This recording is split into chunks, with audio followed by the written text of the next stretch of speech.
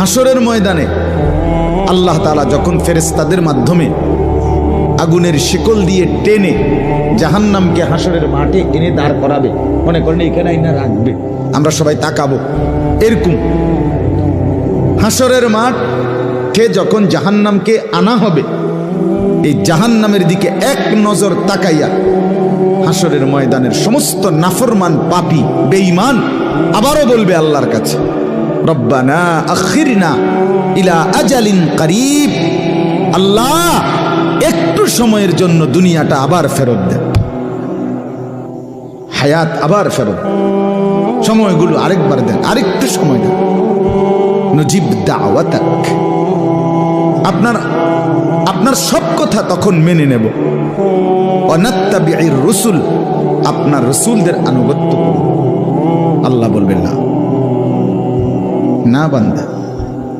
এখান থেকে কাউকে আর ফেরত